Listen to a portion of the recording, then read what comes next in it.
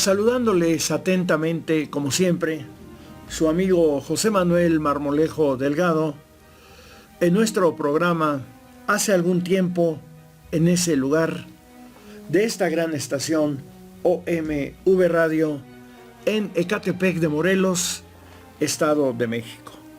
Damos inicio a nuestro programa con nuestra sección de poesía, Interrumpir el imponente y profundo silencio. En esta ocasión hablaremos del poeta tabasqueño José Gorostiza Alcalá. Como por alguna razón ha ocurrido, o tal vez ocurría antes, no lo sabemos, a los poetas mexicanos se les encargaba labores diplomáticas, al igual que a otros intelectuales.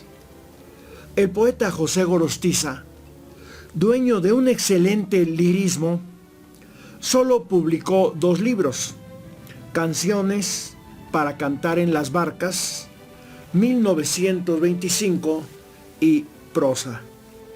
Sus biógrafos sospechaban que su carrera diplomática y política fue el obstáculo principal para que escribiera más poemas excelsos, como Muerte sin fin, producido en 1939. Los poemas de José Gorostiza se caracterizaron por su pureza, su complejidad y su lirismo. Muerte sin fin está considerado como uno de los más grandiosos poemas del siglo XX, en el que se entremezclan el ser, el mundo y la muerte. A José Gorostiza se le conoce como el poeta de la inteligencia y es considerado uno de los mayores poetas del mundo. Nosotros nos preguntamos, ¿valió la pena perdernos la prolijidad de la obra de un poeta como Gorostiza para ganar a un diplomático y a un político? Ahora vamos a dar lectura no a Muerte sin fin, sino a otro de los poemas de José Gorostiza, intitulado La casa del silencio. La casa del silencio se yergue en un rincón de la montaña, con el capuz de tejas carcomido, y parece tan dócil que apenas se conmueve con el ruido de algún árbol cercano, donde sueña el amoroso cónclave de un nido. Tal vez nadie la habita ni la quiere, y acaso nunca la vivieron hombres, pero su lento corazón palpita con un profundo latir de resignado, cuando el rumor la hiere y la sangre del trémulo costado. Imagino en la casa del silencio un patio luminoso, decorado con la hierba que roe los canales, y un muro despintado al caer de las lluvias torrenciales. Y en las noches azules la pienso conturbada si adivina el balbucir de luz en sus encaños, y la oigo verter con un ruido ya casi imperceptible, contenido, su lloro paternal de 3000 años. Pues es la voz, la letra de José Gorostiza.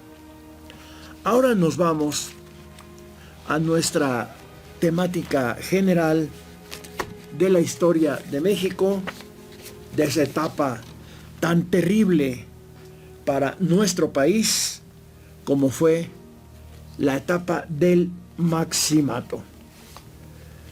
Y para ello nos trasladamos al sábado 28 de julio del año de 1928, en la cual el periódico Excelsior publicó esta nota: tren tiroteado el día de ayer. Grupo de bandidos que intentó asaltar un convoy de pasajeros. La tropa los batió. El atentado iba a cometerse en la línea férrea que corre a la capital de Morelos, Cuernavaca, Morelos. El tren que salió de la Ciudad de México a las 7 horas fue tiroteado por los rebeldes cristeros católicos encabezados por los hermanos Hernández en Tepotzotlán, poco después de las 10:30 horas, a la altura del kilómetro 82 entre Tres Marías y El Parque. El maquinista imprimió mayor velocidad durante 3 kilómetros para evitar riesgos a los pasajeros. La escolta del convoy tiroteó a los atacantes. El pánico se apoderó de los pasajeros, niños y niñas llorando y mujeres desmayadas. Era el escenario. Hacía 2 meses que en el mismo sitio, el bandolero Vigueras hizo chocar la máquina 380 contra el tren de pasajeros. Se creía que la gente de Vigueras era la misma que la de los hermanos Hernández. Pues esa era una situación terrible, muy común, que se vivía en esa época en México. Los cristeros atacaban a los trenes para apoderarse de los valores de los pasajeros sin importarles arriesgar la vida de estos. Esos eran los cristeros. En la página 11, el periódico Excelsior publicó esta otra nota: grave acusación en contra del gobernador de Chiapas, señor Amador Coutinho. Pues como estaba la guerra cristera y el gobierno actuaba en contra de los católicos, pues imagínense qué lío era el que a un gobernante lo calificaran como caballero de Colón. La Unión Socialista Integral Chiapaneca lo señala como caballero de Colón y amigo del clero, y exhibe las pruebas auténticas de la acusación que ha presentado. El presidente de la Unión Socialista envió una carta a la Comisión Permanente de la Cámara de Diputados, misma que publicó Excelsior, aclarando que se trataba de una inserción pagada.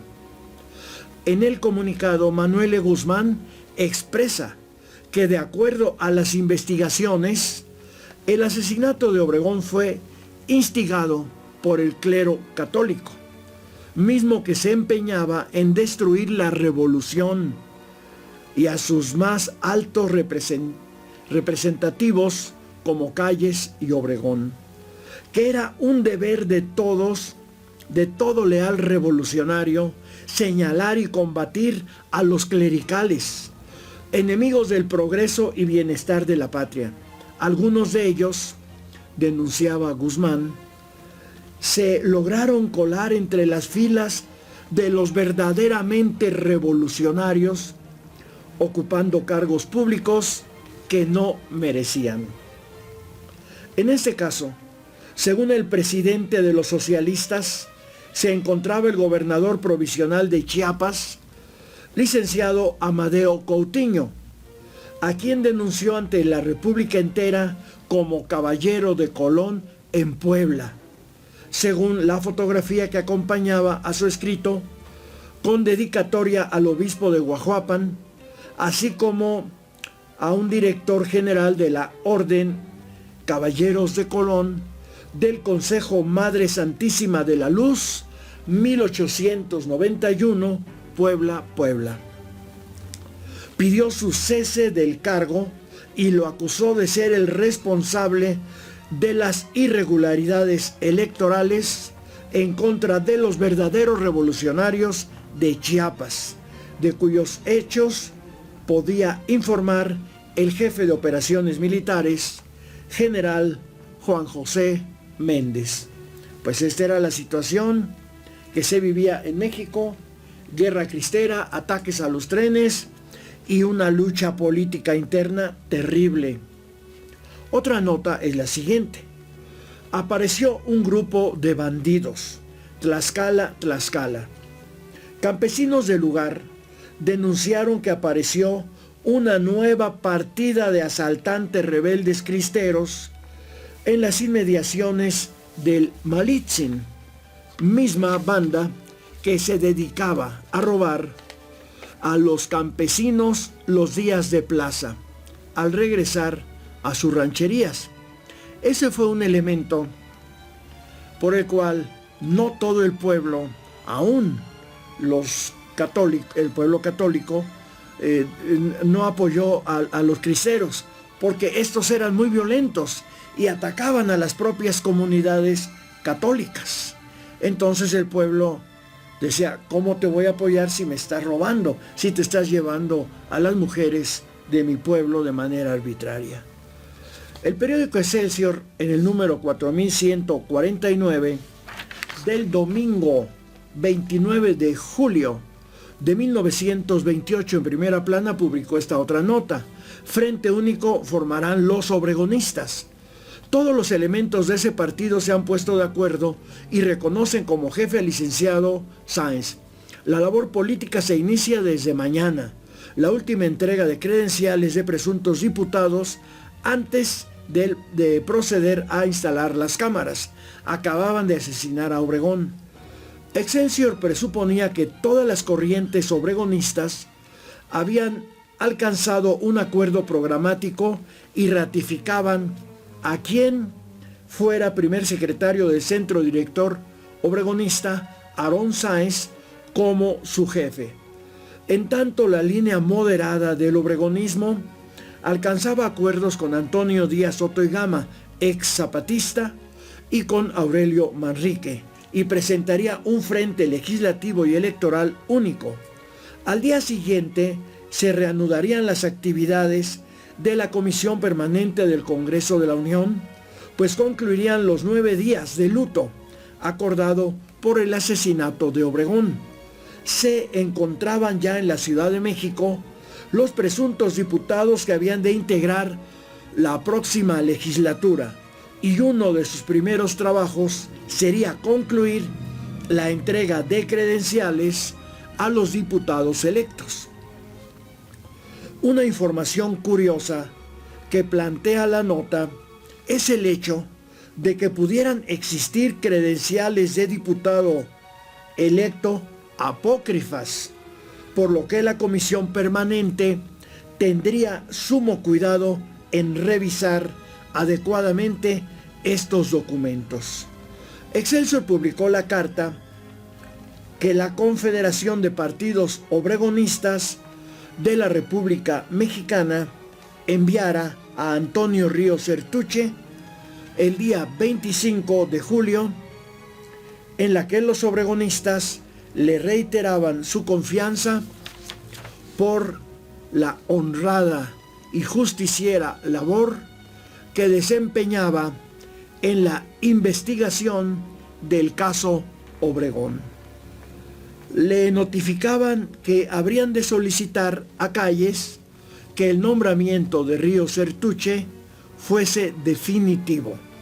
Firmaron la misiva Aurelio Manrique, Jr., Soto y Gama y M. Orrico C. Otra nota del periódico Excelsior es la siguiente. Respaldarán en el sureste al general Calles. Declaración del señor profesor Bartolomé García Correa a la prensa. Trabajará con empeño. El Partido Socialista del Sureste celebrará acuerdos con el centro obregonista. Antes de salir hacia Veracruz, de donde se embarcaría con dirección a Progreso, el senador electo y presidente del Partido Socialista del Sureste, profesor Bartolomé García, declaró a Excelsior que tanto el gobierno de Yucatán como el Partido Socialista del Sureste, presidido también por Álvaro Torre Díaz, apoyaban a Calles por ser el único capacitado para salvar al país, calificándolo como grande hombre, talentoso y patriota, gracias al cual se había afianzado cada vez más las gloriosas conquistas que había obtenido la revolución en bien del proletariado nacional. Expresó que colaborarían con el centro director obregonista para que se estableciera como programa de trabajo en ese país los postulados de ese preclaro estadista que sacrificó por el país y especialmente por las clases laborantes sus mejores años y la vida misma. Pues qué discurso tan mentiroso, tan demagógico, puesto que Calles tenía a México hundido en la miseria. Había una grave crisis económica. Entonces no era cierto de que Calles era el propulsor del progreso económico de México, sobre todo del proletariado. Por el contrario, Calles había declarado el fin del reparto agrario y los obreros pues no estaban en condiciones pues mínimas de seguridad laboral, de un buen salario, etc. Además también decían que Obregón, decía este discurso, había dado su vida por el pueblo, lo cual también era una exageración. Calles fue asesinado por un hijo de vecino, pero no fue porque, Obregón fue asesinado por un hijo de vecino, o por un cristero, un precristero, un procristero, pero pues no es que precisamente Obregón haya dado su vida en favor del pueblo. Es más, ni siquiera el brazo que perdió, que tanto lo explotó políticamente, lo perdió en batalla. Iba caminando Obregón con un grupo de personas cuando estalló una mina, una bomba, y le cercenó el brazo. Le lastimó el brazo y después se lo tuvieron que amputar. Entonces tampoco es cierto esto que se decía en este discurso, que hasta su vida dio por la patria. Eran dos sinvergüenzas, Calles y Obregón, que crearon un sistema de corrupción en nuestro país. Pero de esta temática continuaremos hablando en nuestra siguiente emisión de Hace algún tiempo en ese lugar, en esta gran estación OMV Radio en Ecatepec de Morelos, Estado de México. Se despide de ustedes su amigo José Manuel Marmolejo Delgado.